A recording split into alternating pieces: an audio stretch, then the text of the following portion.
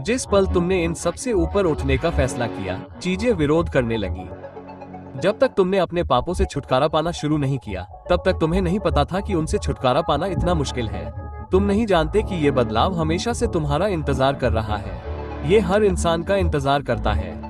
मुझे पता है कि तुम अपने आप को एक बेहतर रूप में देखना चाहते हो, अपने आप को एक ऊंचा विस्तार देना चाहते हो, लेकिन तुम अपने शरीर, अहंकार, घमंड और वासना को मरे बिना वो नहीं बन सकते। पुनर्जन्म के लिए तुम्हें मरना होगा। तुम्हारे पिता ने इस दुनिया को बनाया और तुम्हें एक ऐसा विशाल और खतरनाक दिमाग दिया जिसमें जीवन को बनाने और नष्ट करने की शक्ति है।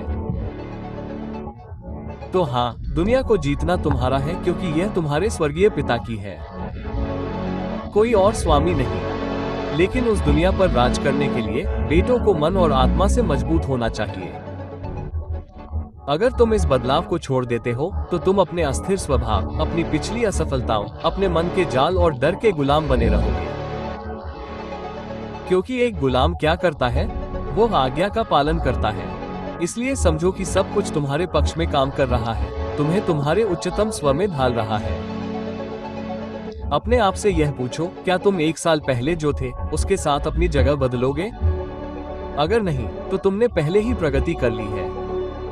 ये सिर्फ एक अच्छे बेटे बनने से कहीं बढ़कर है। इस पर विचार करो। तुम सिर्फ अपने या अपने परिवार के लिए एक आदमी नहीं बन रहे हो। तुम नेतृत्व करने, सेवा करने, ईश्वर का विरोध करने वाली हर चीज के खिलाफ युद्ध के लिए पहरा देने, ईसाई धर्म को बचाने की तैयारी कर रहे हो। क्योंकि अगर हम मजबूत होने से इनकार करते हैं तो हम यीशु की विरासत को कैसे आगे बढ़ा सकते हैं? दुश्मन विकसित हो रहा है, हमें भी ऐसा ही करना चाहिए।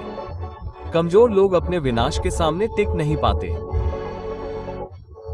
इसलिए जब भी आप खुद से पूछें कि आपको तुरंत अनुग्रह के बजाय प्रतिरोध, कठिनाई, चुप्पी और भ्रम क्यों मिलता है, तो हमेशा याद रखें कि प्रयास पुरस्कार नहीं है।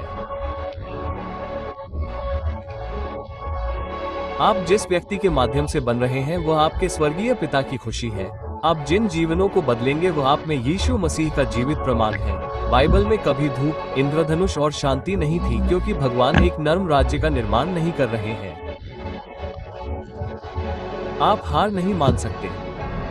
आप जिस चरण में हैं वो साजिश का हिस्सा है।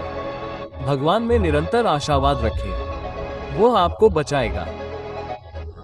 जब शरीर का दर्द जलता है और आप खुद की एक और परत उतारते हैं, तो खुद को याद दिलाते रहें, सक्रिय द्वार से प्रवेश करो।